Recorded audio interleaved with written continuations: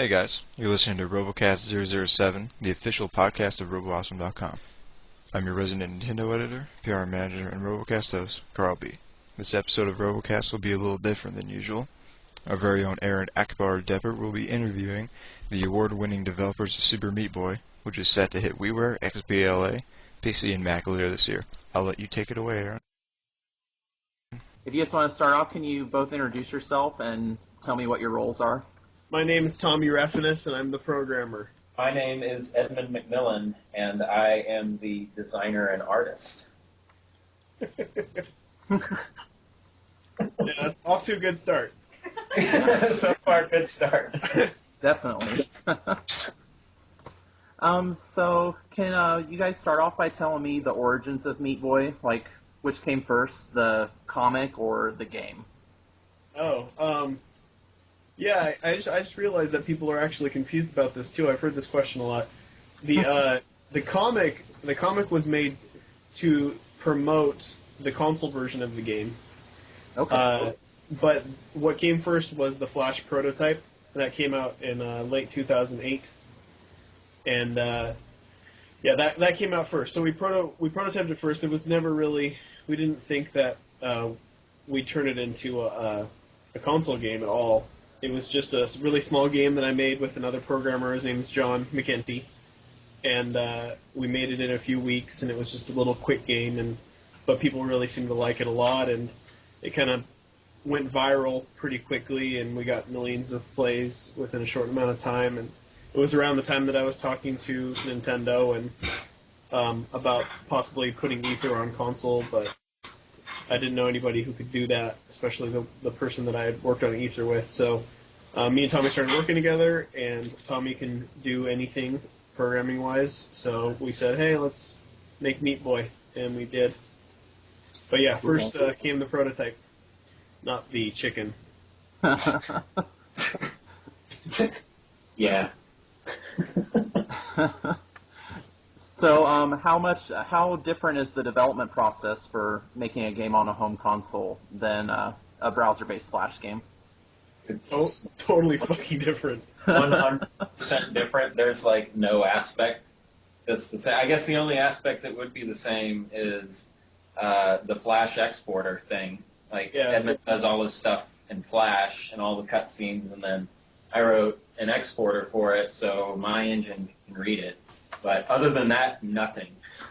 Yeah, like literally the only similarity is the fact that I'm still drawing in Flash, but it's not exactly the same because I'm animating and doing stuff in Flash, but then it's being exported out to Tommy's engine. So cool. So yeah, that's the only similarity. It was actually a total mindfuck for me to go from making like tiny web-based games that I was doing in a few weeks, to a few months at most, to working on something for a year that was much, much larger and much, it's crazy ambitious compared to the other stuff that I've done. Right. And so that was weird. It was also weird not being able to release something quickly and having, instant response. And I think in a lot of ways, for me, making the comics and, writing on the blog and that sort of stuff was a way for me to feel like I was doing stuff and I was still, alive and existed in the world.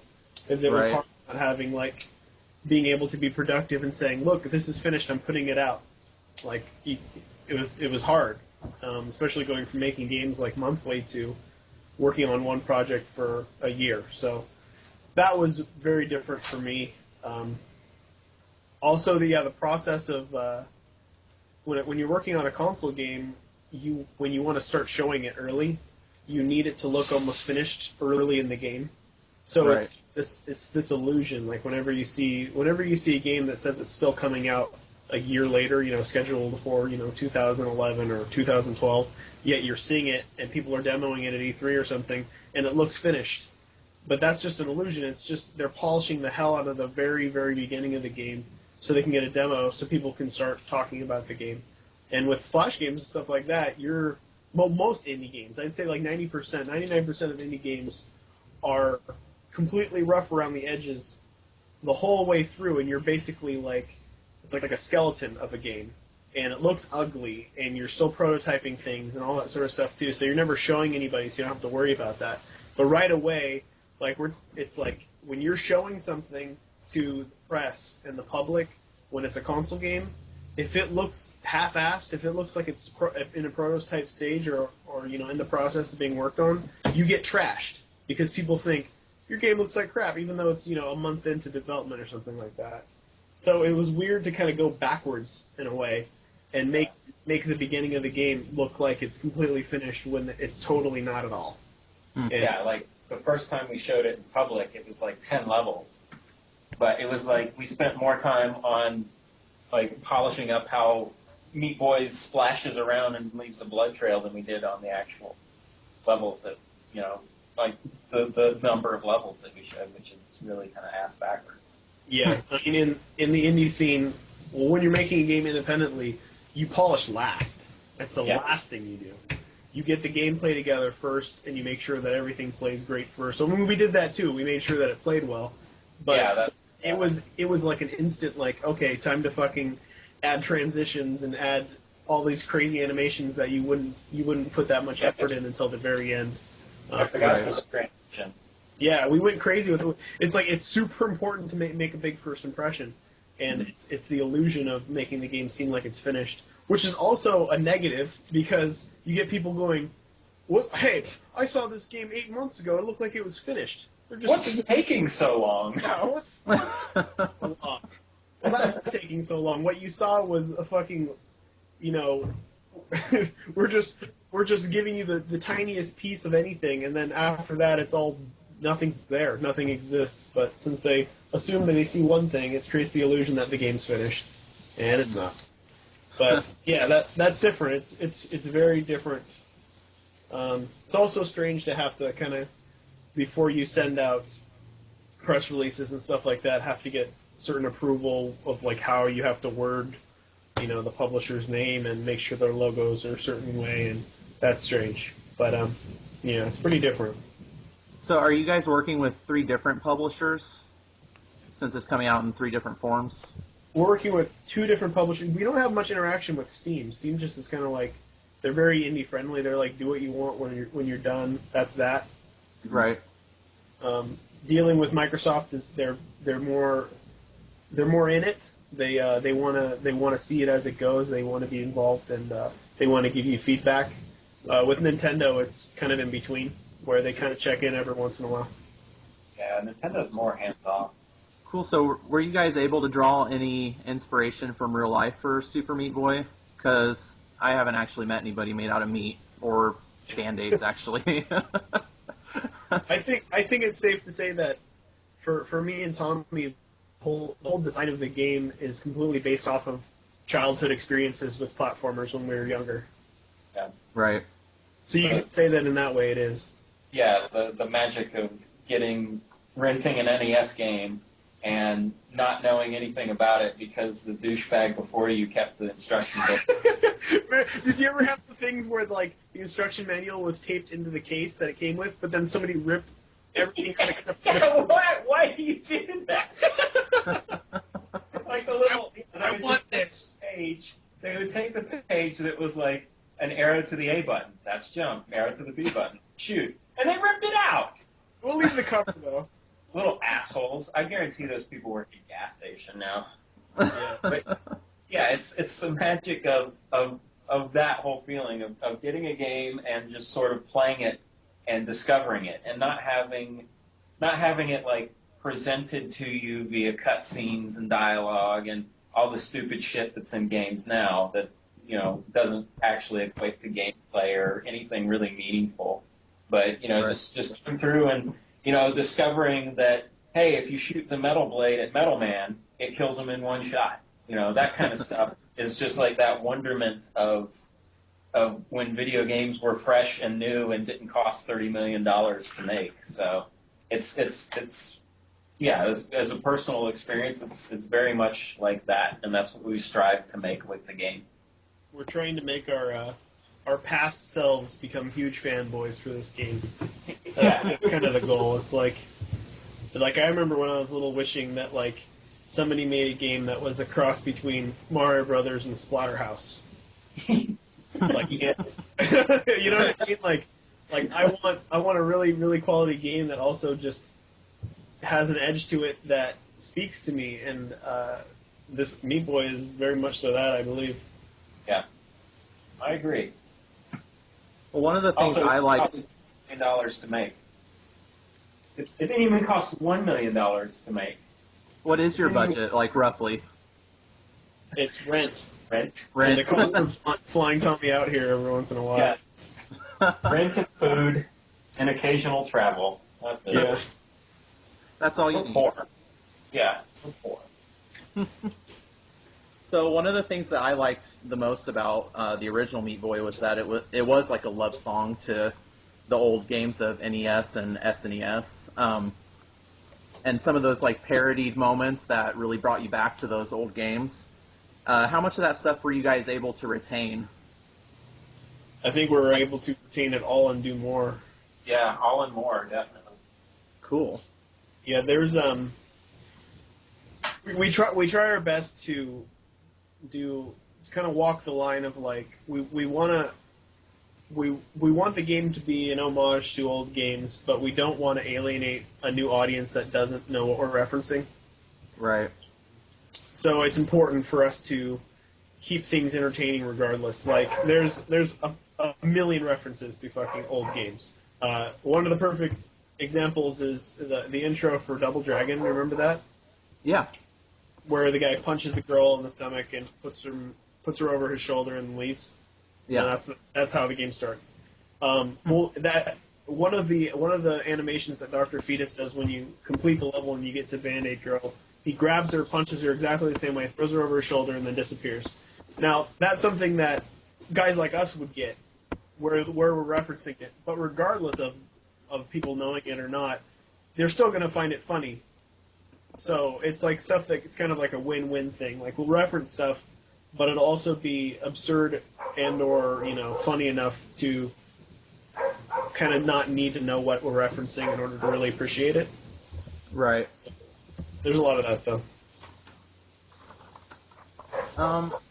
So it's easy to imagine that all the time and energy you've put into both Meat Boy and Super Meat Boy, that that little brick of beef might seem like your own child after a while.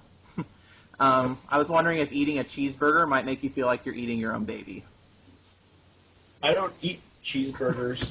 No, I'm a vegan. Yeah. No, but the thing is Meat Boy wouldn't mind being eaten regardless. So. Well, that's good to know. Yeah. He doesn't mind. He doesn't mind the abuse. It's kind of part of his existence. So. What gets him off? Yeah. It's what he's there for. He's a cutter. He's there to take it, basically. Yeah. Yeah. His one gift in life, ultimate eternal suffering. Yeah. He's cool with it, though. He does it with a smile on his face. He's fine. Yeah. All the more reason to get to Bandage Girl. Yeah. I think he's just making muffled noises. Is he gonna fake throw up again? Oh my god. Okay, what's happening? What are we doing? Okay, I was gonna ask you guys about the characters from other indie games that are unlockable and playable in Super Meat Boy, and about how difficult was it to get these other developers on board with your game? It was not difficult. Really? At all. There was only one developer that we really couldn't get a hold of that didn't seem like he wanted to be involved. But from what we've heard, he's kind of a strange guy, so I don't think it would have been a possibility either way. He hasn't let anybody kind of use his stuff at all. So, it was pretty easy. We know all these people personally. I designed 2 of the characters, so that was easy. Yeah. Another one of the characters is like local. The team's local to us, so it's like really easy to talk to them either way. And it was a kind of obvious for us, like, of course, the bigger names like Alien Hominid and Tim give back to us because we'd be getting people who are fans of those games attention, but all the other characters are pretty unknown to the mainstream audience. So Right. it was our way to kind of give back to the community, and hopefully people will, unlock Fly Wrench and go, what the fuck's Fly Wrench? And then look it up online and play Fly Wrench and like it, and then get turned on to Mess Off stuff, and maybe get turned on to the whole indie scene. So it was, I think everybody understands that, and it was kind of right off the bat, people were like, yeah, of course. Like, of course we want to be a part. Like, Meat Boy is a video game about video games, and it's a video game about me and Tommy growing up playing video games and our experience with them, and it parodies them and pays homage to them, and it also does to the indie scene, and it was kind of our way of kind of pointing back at where our roots were, and we also go even further, and all the warp screens, there's title screens for each warp zone, and they're actually each done by an independent artist from the independent video game scene, which is pretty awesome too. So we get a bunch of different little images from a bunch of indie artists. So we try as much as we can to point back at all these great games and great artists that are working hard in hopes that they will get recognition and also make console games and get a chance to break into the mainstream like we've gotten. That's basically what we're trying to do with those. Cool. So most people agree that Meat Boy was a hardcore platformer. I would use finger quotes if you could see that right now. But what would you like to say to the crybabies who are probably going to say that Super Meat Boy is just too hard for them? Take your balls out of your purse. Right now, we have my wife can beat. She's not a hardcore gamer. Yeah, my mom plays this game. Yeah, the game is hard, but not in the way that most people think. And I've been trying to write about that to explain it, but it's just going to be one of those things that people are going to have to experience for themselves to understand. The goal for us as designers is to make sure that the game is not doesn't defeat you and make you want to stop playing. We try to make the game less punishing by making the level short, keeping the what's the word? The punishment, what's the fucking word? I'm fucking blanking out here. I don't. Like the Penalty for... The penalty. That's the word. The penalty for dying is very slim. You're instantly back in the game when you die, and the levels are short enough to not discourage you and make you want to give up. And we go even further than that in making sure that you don't. If you get stuck on a level, you only have to beat 17 of the 20 main levels to unlock the boss. And once you finish the boss, then it unlocks the next chapter. And we're experimenting a lot with really thinking through like what penalties existed and exist in games now, and why do we really need them, and what is the punishment factor here? Because it's less to look at things like I think it's an impulse for a lot of designers to be like, oh yeah, I'm going to fuck over these guys now with this. I'm going to throw this wall at them and they're going to get fucked over. And it's going to be really hard and frustrating. And of course, like eventually when you do overcome that sort of stuff, it does feel good. But at times you just feel defeated, and that's not a good feeling. We're trying to avoid that. And we're trying to think of it as more of us as like, if we're teachers, we don't want to like teach our class, and then when the final exam comes, we fucking throw a wrench in there and say, you're fucked now. Yeah. Here's something from chapter 10, which we haven't covered yet. Yeah, here's the hardest shit ever. We're throwing it right at you, and if you can't pass this, you don't get to go to the next class, and you fail. Yeah. Or one sec, someone's knocking. Sure. I'm on interview right now. Sorry. Can you just come back another time? Okay. Who's that? I have That no was idea. the census taker. I heard it. Holy shit. What is it? They want to know how many people live here, blah, blah, blah. Okay, they can see how many people live here. Just look at the window and leave us alone. Oh, man. Okay, what Yeah, was I the talking game- about? the game- The teacher thing. Yeah. It's a teacher. Most teachers want their kids to pass their class because they've kind of failed as teachers if the kids don't. And that's kind of what we're doing here too, where it's like we want to make sure that you learn everything you need to learn and you get enough experience with levels before the levels that get hard, and they ramp up in a way that doesn't defeat the player, and that's kind of the whole point. Yeah. It's hard by design, not hard by frustration or bad controls or just like impossible design kind of stuff. It's hard. It's nothing. The whole point of the game is to never feel like it wasn't your fault that you died. Like, Right. It's very, very important never to feel cheated in a game that is hard.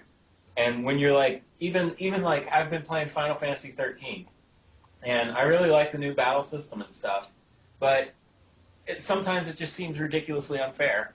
That like, oh, okay, I'm gonna hit this thing. Oh, I can't get over and reassign my paradigm shift so that guy will heal me in time because this other guy's hitting him, and that doesn't. I don't like dying when it's not my fault. When it's something that I know how to do, and I'm very much aware of what's going on, but I'm sitting there going, oh, okay, what the fuck, and then I die. That's not the goal here. The goal is, oh shit, I hit that spike. Maybe I shouldn't run into that spike. Yeah. Oh shit, that laser killed me. Maybe I should try to avoid the laser. Yeah, there's a fine line between like using once you remove lives from a video game, the whole teaching changes because now you can teach by people like basically testing the waters and seeing like, hey, can I jump from here to here? Oh, whoop, nope, I can't. Okay, now the factor goes, how long does it take for that person to get back to that point so they can now correct their mistake? They've learned that they can't do that. If there's no penalty and there's no time between that, they've automatically learned it, know what to do, and then can complete the level, and they won't make that mistake again. That's if the controls are perfect and and everything's fair. And that's what I think a good game does. So that's what we're trying to do with Meat Boy, is making sure that even if you're learning from your mistakes, the mistakes that you make, the penalty isn't great enough for you to feel defeated and feel like, fuck, now I've got 5 more of these things I'm unsure what they do, and now I've got to go through them, and now I have to restart the level. It takes fucking a minute to get back to where I was before, and I've only got 3 lives, and so on and so forth. So we're trying to avoid all that stuff. Cool. What It we're sounds like a saying- more fair system overall. Yeah, we want to make things fair. We want things to be hard. It's still important for things to be hard because you don't get that sense of like you did something, you achieved something, and you completed something that was hard, unless it is hard. And we can make things very hard, but not in a way that defeats you, not in a way that frustrates you and just destroys you. So that said, though, so the main game, I think that most people who play video games and have played Mario will be able to complete the game when they put in time to actually complete it. But if they're looking for a very big challenge, that's very hard. There's a whole parallel dark world of the game that exists that you can unlock as you play that will be very hard and kind of leave off where the game ended difficulty-wise and ramp up to very, very, very hard. So there's still that challenge there when people want to take the next step and kind of keep going with it. I read about that a little bit on your blog. It showed a picture of like a level with no saws, and in the dark world it goes to like having 30 saws or something that you have to avoid to get through it. Yeah, we not only we don't only just scatter levels with more obstacles, but a lot of the levels are completely changed or even new levels that have new elements, make new paths, reverse the way that you usually played it, or introduce totally new things that haven't been shown before. The Dark World also features warp zones that don't exist in the main game too. So, and those of course are very difficult as well. Essentially, it's 2 games. It's like instead of just having select your mode, medium or hard, we let you work up to hard as you play, and you have a whole other hard mode that's a new game. 2 games basically. All right, so I was wondering about the Super Meat Boy handheld, how that's being received in the iPhone community. I was really wondering after I read about the whole hoopla over zits and giggles. Yeah, I mean, we made that in a day as kind of a fuck you to Apple, and and it did its job. I mean, it's sold well for the first day or 2, which was expected, and then it died off, which was very expected. A lot of people didn't get the joke because we saw some very serious reviews for the game, which only further proves my point that, it's not really a gaming platform. People just take what they can get on the stupid platform at this point because everything's horrible on it, with the exception of like 5 games out of 22,000. But yeah, it's just, it was just kind of there right after GDC, and then we made it, and then that was it. It's like we don't care about iPhone or any of that stuff. Like I got a Nexus 1, and I took the SIM card out of my iPhone, and I've never been happier. So yeah, it's just we just kind of made it whatever, and yeah, now it's not selling, but maybe 1 copy a day. So yeah, we don't care. Joke accomplished. Yeah, it was worth time spent. It was worth the day. Even financially, I think it was worth the day. So yeah. I mean, I think we sold like 1,000 copies or something like that. Wow. I mean, that's pretty. Yeah, and those people got the joke. We only had, I think we only had like a couple people that were like, "Oh, I feel ripped off because I thought it was really coming to iPhone." It's like, well, you're an idiot. Yeah. Precision platform on an iPhone. We decided to release Super Meat Boy, 3 or 4 months early on the iPhone for $1. Yeah. Because we gave up. We give up. No, forget Xbox. Forget Wii. The real future is in the iPhone because there's a lot of apps and everybody has one. That's why it's the future. Because there's an app for that. Yeah, because there needs to be an app to teach people that that's not a gaming platform. That might be the app that I made. Boot it up and it says you're missing out. It'll detect if you have like Assassin's Creed and go, you do realize this is a fucking joke, right? And you realize that you could really play Assassin's Creed over here on a gaming console, not on your fucking phone. But yeah, joke accomplished. What they need to do is they need to let you be able to hook your Xbox up to your iPhone. That way you could stream games to your TV and use an Xbox controller to play them. It's gonna be sweet. I think the 2 devices would probably explode if they connected to each other. I love my Xbox. I would hope it would just be the iPhone that explodes. The iPhone really is a piece of shit. You know that. Like, if you have an alarm set and you're on the phone with a person, and the phone very much knows how to detect if you're on the phone because it displays the little phone, it dims the screen, all that shit. But no, if you have an alarm, and my alarm to take insulin in the evenings used to be a duck quacking. And if I was talking to my parents or anybody on the phone and 10:30 rolled around, I would be sitting there and loud in my fucking ear, it would go, quack, quack, quack. And that's so stupid. It's dumb, stupid design, but people just take it because it's got an Apple logo on it. Fuck Apple. Oh, God. That was a good impression. Super Meat Boy's coming to the Mac. Man. Yeah. In case you didn't realize, I don't really like Apple at all. That's in case okay, you the didn't feeling's get that. mutual. Good. But yeah, Yeah. Well, we are really doing it for Mac. I don't know when. Hopefully the same time as PC, but I'm not going to kill myself for it. So maybe. We'll keep our fingers crossed. Yeah, for the 8 people that'll buy it on the Mac. We're never doing this because that's dumb. I don't care what anybody says. Nobody plays games on Linux. So I wanted to throw this out to you guys. I had an idea for a spin-off after you're done with Super Meat Boy. I thought you might want to do a game called Super Soy Boy to appeal to vegetarian gamers.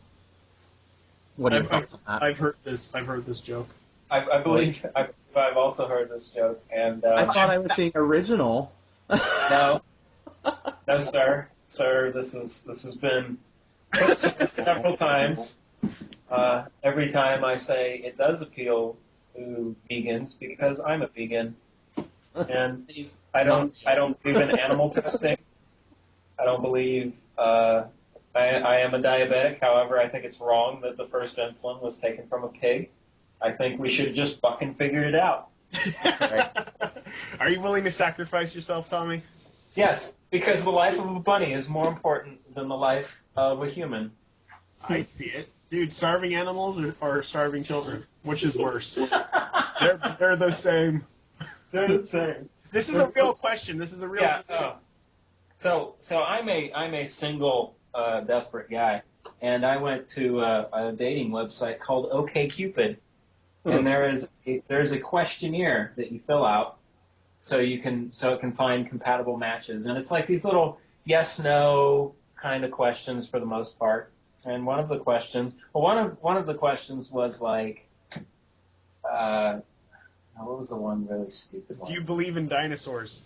Yes. Okay, that was it. Do you believe in dinosaurs? Yes, no. How important is it that your ideal match answers yes? Blah, blah, blah. One of the questions, though, was which is worse, starving children or abused animals? And you'd be surprised how many people in my matches that came up, because there's no one around my area that's anywhere near. I live in North Carolina amongst rednecks, so there's like rednecks and hippies. There's like no in between. And a lot of the people around here, they thought that was about the same. Starving animals, or starving people, starving children, and an animal that got kicked. That's about the same. But yeah. So yeah. What a world. What a world. Yeah, but yes, that's not going to happen. Yeah. Sorry. Yeah, never. Never ever. I can almost guarantee that there won't be another Meat Boy after this as well. I can guarantee you. It's yeah. It's because we're not in this to juice for money. Honestly, if we made another Meat Boy, it would be purely to make more money. Yeah, There'd be nothing else to it. Because if we made another Meat Boy, we'd be admitting to that we did certain things not as good, and we can improve upon those things. And my goal here is to make sure that we do it right the first time. If we do it right the first time, there's no point in making another game. I do not want to expand on this. I would like the book to be closed because I believe that sequels can really destroy the original game idea. Like, I was in love with Tomb Raider, the first Tomb Raider. But all the sequels that Tomb Raiders had have completely destroyed that. Mario Party 1, fucking great, fucking great. There's been like 10 of them, and it's completely destroyed. Completely. It gets worse. Yeah, it just a really good example of that. It's just like when if you're making a movie, right? You don't just continuously add on a to be continued at the end of your movie and then keep making movies and more movies to be continued onto those, because all it's going to do is water down the story. It's going to make it all shitty. Like, even movie sequels good movie sequels are scarce. Yeah, they're really rare. So it's. I can only think one was good, and that was Empire Strikes Back. Terminator 2. Well, that was different. Oh, Terminator 2. Yeah, Terminator 2 was good. I like Gremlins 2 as well, actually. But see, they spun it though. It's different when you spin it. It's like Mario. Yeah. Like Mario 2 was a great sequel because it wasn't even a Mario game. It was completely different. And like Legend of Zelda did it as well, where it was like, we don't want to do the same game. But yeah, it's we've got a lot of ideas. This isn't we aren't one-trick ponies. Meat Boy is a fucking awesome game, and it's an awesome character. But I think that in the long term, if we keep it as what it is, that it will stand the test of time more than if we just bled it dry for money. Yeah. So, any clues what your next project might be? Gonna do a big JRPG. It's gonna be sweet. It's gonna be like $40 million. We're gonna hire like 5,000 people. It's gonna be called Indie Game, the movie, the game. The game. It's gonna be awesome.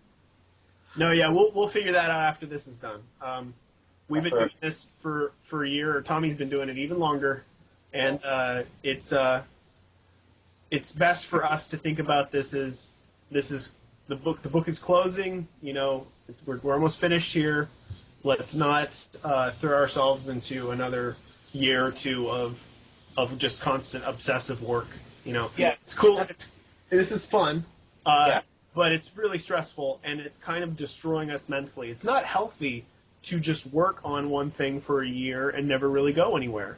Yeah. It's not, and it's very defeatist. And like, if we've already started, like, I mean, we've thrown around some ideas for the next game, but the next game needs to happen much the same as Meat Boy happened, which was a very natural kind of circumstance way. If we sat down and, you know, if we, like, 2 months after Meat Boy comes out, we're like, okay, we need to start on the next game, then that next game is going to be very, very forced. And it's not going to have the same magic or appeal as something like Meat Boy has. Or, hold on, somebody's knocking at my door. I know who it is. It's a census taker. Dude, if it is a census taker, that's the greatest thing ever. That was rude. Yeah, what is the deal with the It's census? like, because you have to do it. But like, hello, you're interrupting. You'd be interrupting somebody's early dinner and the link. Yeah, dicks. I hate this country. Plus, I don't like people knocking on my door super loud. I don't like people playing on my phone. I don't like the police.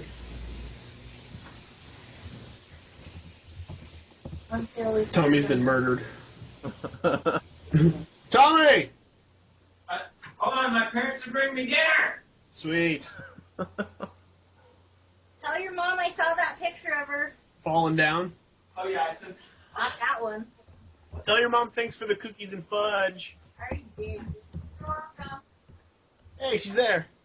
That's Evan. Go say hi. Go say hi. Hi, Edmund. Hello. How are you? Danielle's here too. Yeah, that's Danielle's there, too. Hi, Danielle. Hi guys, nice to meet you. Hi, Tommy's mom. Yeah, this is Aaron Yes. and Carl. They're interviewing Edmund and I. Hi, Edmund and Carl. No. Aaron and Carl. Aaron. Well, Edmund's there too. Yeah, I'm here.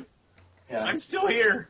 I think Tommy put that picture out there. Yeah, I showed him a bunch of pictures. It's not funny. I was hurt. You were hurt. I was hurt like that. And Tommy was like, Whoa, I had to laugh. We'll let you go. we're leaving. All right. Bye, guys. Bye. Thank you. Bye. Bye. Bye. Bye. Bye. Bye. I will start it now. But sorry about that. My parents bring me dinner because I'm busy and I have no one to make me dinner. So they brought me dinner. I have a slave wife. Yeah, see, I don't have a slave wife. I spit in all the food. You're eating it. Just, Oh, whatever. did your mom hear my request for brownies?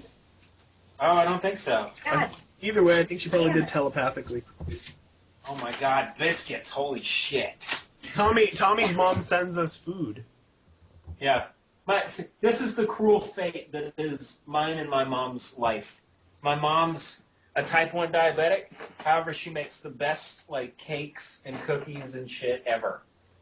So we can't eat them, but we can send them out to people. You can look at them. Yeah, we can look at them. You'd be really surprised how unfun it is to look at something that's the You know who else has diabetes? Who? Brett Michaels. Brett Michaels has the beatus. Defeat us. Our friend.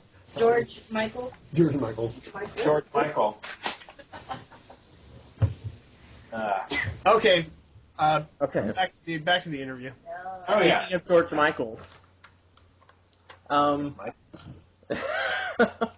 What games are you guys playing right now? I heard Tommy say Final Fantasy 13, but do you even have time to play games right now?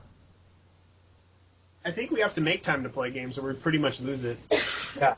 Seriously, that is very true. If I don't like unwind before I go to bed, that's horrible. And I know Edmund's the same way. Yeah, I can't. Last night was actually really hard because I didn't play. I usually play Picross 3D before I go to bed, so my brain can like pull out of Meat Boy mode and go to sleep. I didn't this time. I attempted to just go to sleep. I thought I was tired enough, but I wasn't. So I stayed up obsessively thinking about different things I need to do the next day and so on and so forth. But yeah, I'm playing that at night, and I've been attempting to play Hit Trip Runner. I'm stuck right now, frustrated. And I play Magic the Gathering online. Yeah. A lot. That's what I do. You playing anything else, Tommy? Just StarCraft. Yeah. StarCraft 2. But yeah, that's about it. All right, well, I have a couple questions from other RoboAwesome staff members. RoboAwesome! That's an awesome name, by the way. RoboAwesome! I'm gonna unwrap this. I don't want to be one of those people in the movie theater that really like quietly tries to unwrap the plastic wrapper, and it takes like 40 minutes for them to do it. So I'm just gonna rip this thing open real quick. Okay. Holy crap! All right, proceed. Our editor Modus wants to know if Meat Boy is of any relation to. I'm gonna try to get this right. Billy the Beef Tallow Boy. Billy the Beef Tallow Boy. I know what that is. That's a Ren and Stimpy reference. Billy the Beef Tallow Boy. That's old Ren and Stimpy. I believe. I could be wrong. I look like a fucking fool if I said that and I'm wrong. I'm almost positive that's what it is. Let me look. Modus is really old. If it is, I believe it's a Ren and Stimpy reference from late in the season after John K. left. Let's see. Billy. That would be no. The answer would be no. But I will go as far as saying, good job throwing that obscure. Yeah, it is obscure reference out there because I do know what that is because I'm a huge Ren and Stimpy fan and I do believe that it can be seen in Meat Boy. Cool. So I'd say that's a good question. That is the best. That I was scared. I was scared that we were going to get some dumb question like, why meat or. Is it like Meat Wad or no, but usually like the why Meat Boy question or is this like this? That was a good one. I like that. Has Adult Swim contacted you about Meat Wad? That's my favorite. Yeah. Oh, and if that's one of the questions, I don't mean to offend, but yeah. It's not. Don't worry. Okay, good. I only have a couple more. Carl wanted to ask you a question too, so I'm going to let him ask it on his own. Hot Carl. Carl. Carl, are you listening? Yeah, so, I'm Carl, by the way. What's up? Whoa. Hello. Hey, Carl. Whoa, hey. Are you any relation to Carl Winslow? Yeah, he's my cousin. Oh, nice. Yeah, so, what type of meat Are you is- Carl? Are you Carl Jr. or Senior? Carl Jr. the Third. All right. Okay. Yeah. No, that's all I got. I think. Yeah, I'm tapped out. So, what meat is Super Meat Boy made of? Is he like a sirloin steak? Wait, or is he like... I just said this. Is he like a meat from McDonald's? Didn't I just? You haven't been listening to this interview. Aww. Oh, let's say. Well, okay. The question was what meat is Meat Boy made of? Do we have any of the sock stuff written down? Oh! Oh, yeah, we do! Oh, no! Wait, can you wait. Rephrase it as why meat? Mm-hmm. And then we can answer this like in multiple ways. Yeah, because we have some canned responses for this for an upcoming event. Why meat and what meat is Meat Boy made out of is the most common question we always get asked. So yeah, we for E3 we're trying to like have a bunch of responses so we could throw them out there. You could test them all on us if you want. Okay. See, I had them all written down, but my computer ran out of battery the other day. Oh, I had a good one. What was it? It was originally Neat Boy. Neat. N-E-A-T. Yeah, N-E-A-T. But my finger slipped, and then we just went with it. Yes. I had one. It used to be Super Space Marine Boy, but I'll be goddamned if there aren't 9 other games with Space Marines in them. It used to be. It was originally Super Period Boy, but that was considered too risque on ESRB. It was. Yeah. It was originally Super Diddle Your Kids at Chuck E. Cheese Boy. But we got into some trouble from the Christian Coalition. Yeah, why that though? That seems weird. I don't know. It's the game. In my mind, it's still Super Diddle Your Kids at Chuck E. Cheese Boy. No, Meat Boy is made of his own meat. Okay. Meat Boy. Will you guys be at E3? When is this coming out? Oh yeah. We can't really announce just yet. Sometime this week. I wonder what we're gonna announce. We can say that Tommy will be at E3. Yeah. I won't say if we're showing Meat Boy or not, but yeah, I'll be there, whatever. He'll be there for no reason. It's a mystery. I'm there to just look at the 3DS. What? Tommy will be there. Yeah, I'll be there. Is that a hint? Are you guys making a 3DS game? No. God, no. Could we start the rumor that you are, just for fun? Yeah, sure. Yeah, go ahead. Say we're doing a new SpongeBob game. That's what we do. For the 3DS. For the 3DS. Yeah. We don't even know. Like we are actually in the dark, even though we are technically developers for Nintendo, and we do have some information. We don't know. They are keeping everybody in the dark about this. Yeah. They're pretty good about keeping their mouth shut about secrets. Yeah. Well, we'd totally leak it. Like right now, we'd be blabbing. Yeah. It's basically a white virtual boy. Start spreading that rumor around. All it is it's like a diorama of like cardboard cutouts. Each of the games you install, it's just kind of like a pop-up book. Yeah, that's what it is. It's just it's a new line of action figures for games, and you just play with them in the bathtub. And it's 3D. 3D, it's awesome. No, yeah, we have no idea. I'm very interested to know if the 3D would actually have some gameplay effect at all, because I can only think of one, and that would just be looking at it at different angles. But like, I don't see how it could go any further than that. And then, I mean, because we know it's not going to be like holograms. Yeah, I don't know. I really want to see it because they usually have something else to offer, but it's scary because you know how the first year of every Nintendo system that has a new gimmick is just using that gimmick exclusively, and the games are usually pretty horrible. So I'm actually hoping that all it is just a visual thing, and then so everybody can just make games, just make normal games that play well, and just look extra pretty or something. Right. But they showed the motherboard, and the motherboard it looks like it's going to be just like a DS. It's going to have one widescreen screen and one 3x4 screen. But if they're going to require you to wear glasses or some shit to get the 3D effect, that's stupid. They said no glasses. So. Oh, what? But yeah, then how do they make it 3D?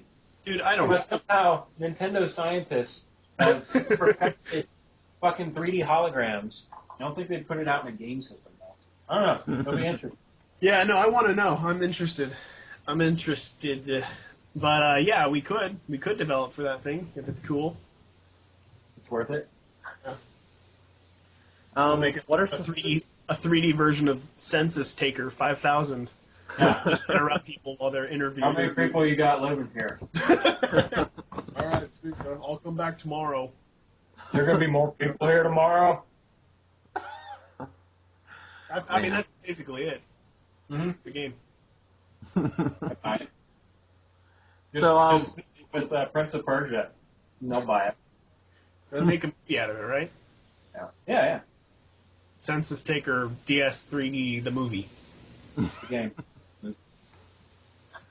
Anyway. Yeah, well, we got to release the game again, though, to go along with the movie. Yeah. Okay, next question. Next question, and we're nearing the final question. Oh, nice.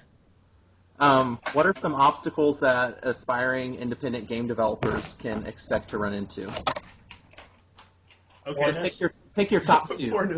Poorness is a big one. The number one thing you're going to run into is the fact that you're not going to be able to make any or very little money in your first year plus of being an independent game developer. So you need to, number one, you need to be okay with being poor because you're going to be. You need to be okay. You need to be frugal. You need to know how to save your money. Live within means, all that. Yes. All that's number one. I'd say number two is most independent game developers that are jumping into this always bite off more than they can chew, and they try to make something ambitious, and then they just get burnt out or They just try to don't. do it late. Yeah, they don't. They're not able to do it. It's just way too much. So start out really small. Do prototypes. Do Game Maker games. Do Flash games. See if you even like it first. Like, you don't want to just jump into this because, hey, I heard that World of Goo made millions of dollars, so I want to be an independent game developer. Like, I've been making games independently for about 7 years now. I make very little money. I am poor. What's the, like, when I go to taxes, I'm poverty line. Yeah.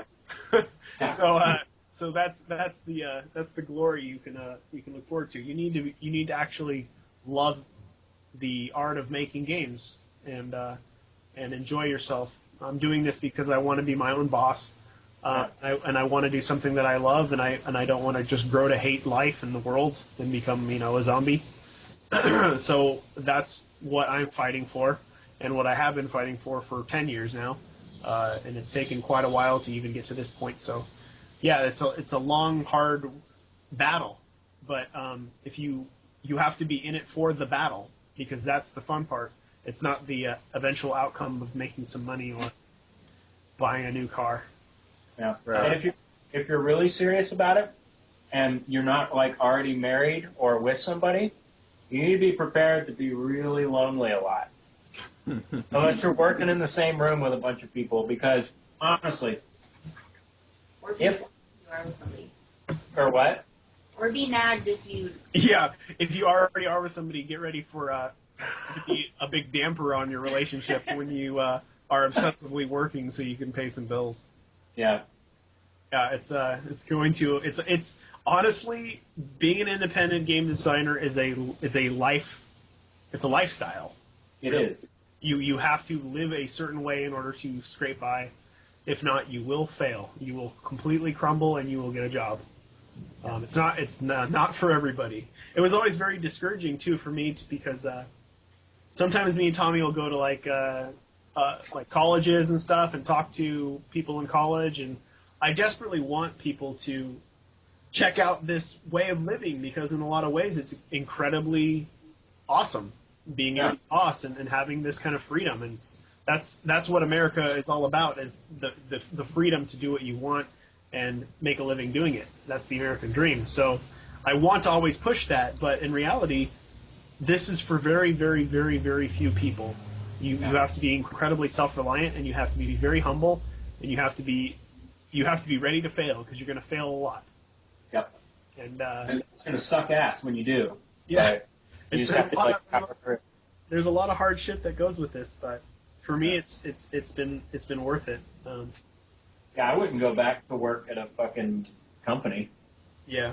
I wouldn't make it. I'd be a total fucking asshole. Because number one, I wouldn't want anybody touching my code, and I wouldn't want to touch anybody else's code. So that's a big problem right there.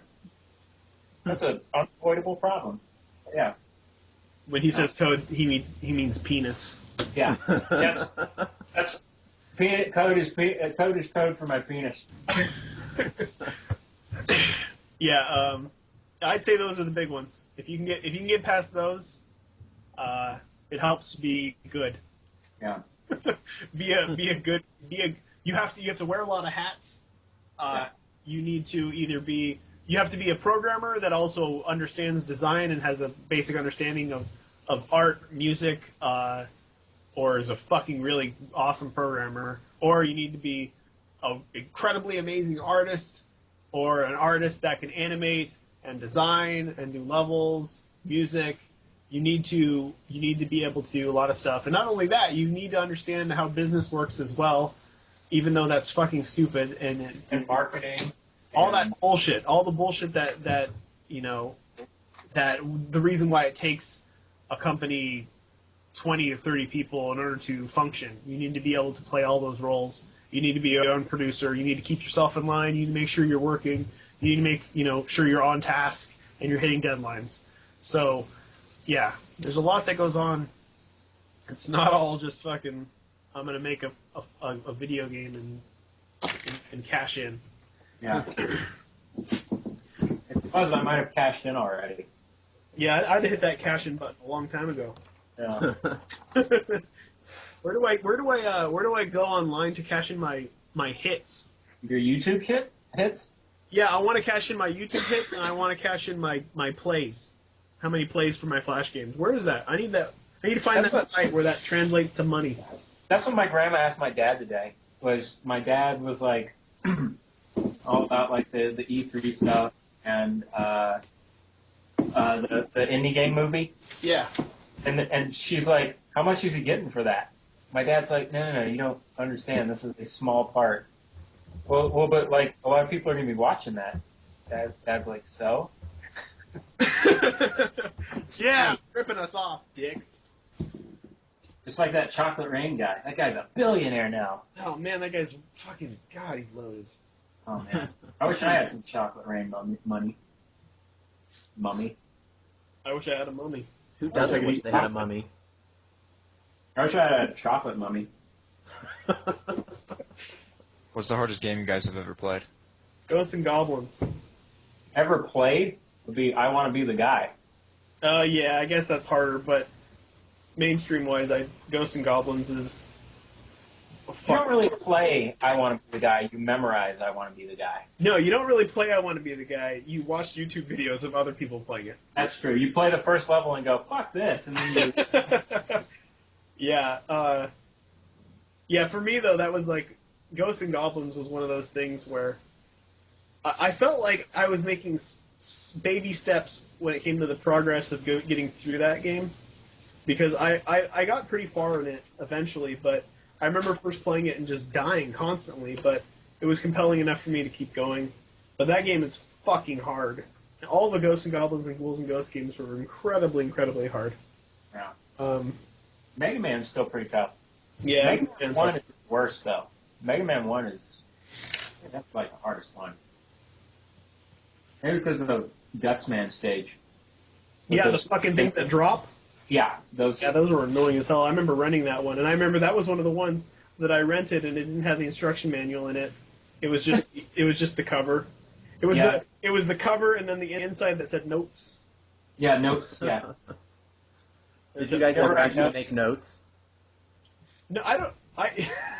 I'm totally, dude. When we do the WiiWare instruction manual, there's going to be a page that says notes. Yeah, I love because that. it's stupid. There's no way. I looked at Runner's instruction manual. I really sincerely believe that absolutely nobody ever looks at that. No, they don't. Why would they? Because there's instructions in game now. You know, that's the way games work. You need to have that so people can understand how to play. It's kind of weird that they would require that, but yeah, notes. That's going in there. No, this- If it's not, you'll know right away. I'll tell you right now. The only reason it's not going in there is because Nintendo said, "Why would you put notes in there?"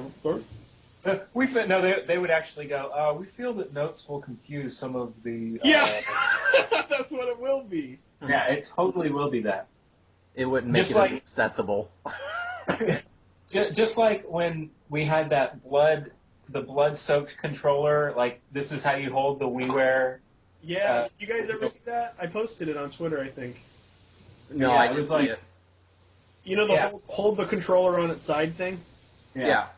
It's like that, except there's blood all over the guy's hands and the actual Wii remote. And we sent that. I said, please let us put this in for the game. And they said, we'll check it out. And it got back to us, and it was like, we believe that people might think that they could get the controller wet. Yeah. Some morons like, hey, you over this. Do you think they'll let us at least change the wording? Like, because even I was looking at Runner's screen that says that it's like very like robotic. Like, this game requires you to turn the controller horizontally on its side to play. Yeah, you think that, but that's actually a lot check requirement. Really? Yeah, It's fun. stupid. Yeah. All right. Well, there you go. So other than announcing your new game, what are you most excited for about this upcoming E3? The DS 3D. Yeah, I would say that, and when E3 is over. That's what. Yeah, it's a bit of a stressful experience, especially for Tommy. He has to fly in and all that sort of stuff too. It's pretty crazy. But I think, you know what I think too. Like, even me thinking about it, I think like E3 is going to be like GDC because of the stress. But you're not going to have to worry about losing to. Yeah, there's not going to be an award ceremony where everybody comes up to me and goes, "Oh God, you won! Oh my God, you won!" And then we don't win shit. There's not going to be that. But they still use this in the press release. Still didn't win anything, but hey, we'll still use Super Meat Boy in the press releases for the IGF. Yeah. Didn't get anything, but still. Award winning. Yeah. That was a fuck up. There was like a new chairman or something, and they said the IGF has featured such award-winning games as Monaco, Limbo, and Super Meat Boy. And it's like, thanks. We didn't win anything, you assholes. Thanks for twisting that knife. No, that wound was almost closed, but no, go ahead and open that up. Now I'll tell you what we did win. We are winners right now. We won Democracy. Yeah. We won. I'm sure you guys know all about this.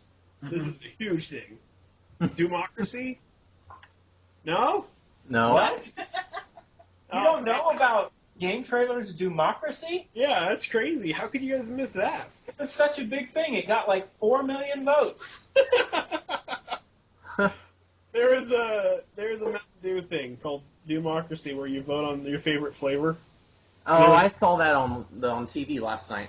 Yeah, there was also, like, parallel to that was each of the flavors got, like, an indie game, like a mainstream indie game that's coming out soon that went with it, and the red flavor was Super Meat Boy. No. The green flavor is Super Meat Boy. No, it's not. We're Mountain Dew Distortion. That's green. Yeah, we're the green. No, Comic Jumper was green. No, Comic Jumper was Typhoon. Why? That doesn't make any fucking sense at all. Yeah, we're No, it does not. That's You guys stupid. should have been the red one. Okay, Limbo was No, because in the marketing speak, they were like, and here with coupled alongside Mountain Dew Distortion is the obviously distorted world of Super Meat Boy. Okay, you know what? See, it confused me because our fucking text was red. And Yeah, no, they had it, yeah. green. But whatever. Anyway, guys, we won that. Yeah, Awesome. We won Democracy. Yeah. we Do you won. get a lifetime supply of Mountain Dew with that? We don't get our anything. flavor does not win. Yeah, we did it. What we got is me to do more work. Yeah. Oh my god, that needs to be done tomorrow. Yeah, I know. Yeah, we have to make a new trailer and give it to Game Trailers, and then Spike TV will show like 5 minutes of the game which is really cool. I mean, we're not complaining about that. It's awesome. It's really awesome. Yeah, we won that. Yeah, we're just winners, you know. We're winning everything except for the awards. Except for the awards we're supposed to win. All right, well, I think that's all I have for you guys. Do you have any closing remarks you'd like to make? Let's see. Oh. No. No. I can't think of that. I was going to say something about PlayStation. Because is it coming out? We could take the time to clear up some confusion. Oh, yeah. What do you guys usually cover? Like, what you cover everything universally? I see a Wii icon as your thing. You focus mostly on the Wii. We cover everything. Okay. So yeah, this would probably be good then. We can address those hard questions that people ask us repeatedly. Yeah. You want to do? Yeah, I'll do the PlayStation one. Okay. When is this coming to PlayStation 3? The answer is never, because I sent Sony a build and they never played it. The end. So never PlayStation 3 ever. That's people. It's weird. It's a bizarre thing to for when we originally announced that we were going to we always said that we were going to be on as many consoles as we could possibly get them on. Yeah. From the very beginning. We were in negotiations with Microsoft very early on, and of course nobody does that because we couldn't talk about it because there's NDAs. But we were talking to everybody, and the game ran on all three consoles basically from the very beginning. And when we originally just said WiiWare and it was confirmed for WiiWare and PC, people were like, "Oh, okay, that's crazy that there's an indie game coming out on PC and WiiWare." Then the moment that we announced it was coming out for Xbox as well, suddenly everybody's like, well, then why don't you do it for all three of them? Not realizing that Tommy is one person who's doing this work. Not only that, like Tommy said, to elaborate on the story, Sony did have a build. They didn't get back to us, and we didn't hear from them. They weren't interested, so we signed with Xbox, and that's that. That's the end. And they never played it. I sent them a PlayStation build and a PC build. We can't affect how Sony feels about the game, and they didn't like the game, I guess. So that's that. I mean, it would have been cool to do it on all consoles, but it's not going to happen. The end. The end forever. Yeah, the end forever. It's as simple as that. We're not a huge company that can pull these kind of strings and say, we're doing it for all consoles, and it's all coming out at the same fucking time. Where Tommy is one person, he's doing all the programming, and he's the one doing all the porting. He made the engine and all this sort of shit. He can't magically release every single, version out at the exact same time, and he can't do all consoles. It's already tough doing Xbox, and then a month later everything else. That's already pretty tough. Because I don't have a life, and this is my life. What are the other questions? No, it's not coming out on iPhone. Stop asking that question, please. Yes, it is coming out on Mac. Yes, Mac. Let's see. All the versions of the game are essentially the same when it comes to all the core gameplay. There will be basically nothing in any of the other versions or the Xbox version that will really definitively you will feel like, oh, I wish I would have gotten that one because it has this. I think that's it, though. I think that basically clears it up. Yeah, that clears it. We should have a gameplay trailer, like our official trailer, in a month or so. Yeah. That'll kind of show more, and by E3, I'm sure everybody will see more of the game. Yeah. Looking forward to it myself. You guys are going to be at E3? Carl will be, but I'm not going to be. Hot Carl! Hot Carl. In the house. Basically everyone on staff except for Aaron will be at E3. Oh. Why? I have a shitty job in the mall that makes me work a lot. Oh, no. I had a few of those. Yeah. I've been there. I worked at He cleans toilets. I worked at GameStop I worked at years. I worked at the Ramada Inn as a waiter for the continental breakfast, which I don't have to tell you, you don't get any fucking tip for that shit. All right, well, thanks a lot, guys. I think that's all I need. All right, have a good night, guys. Yeah, good talking to you. Yeah, Yeah, good same. times. All right, thanks. Bye. All right, Thanks, bye, guys. Carl. Bye, Carl. Bye. Bye, Carl. See ya.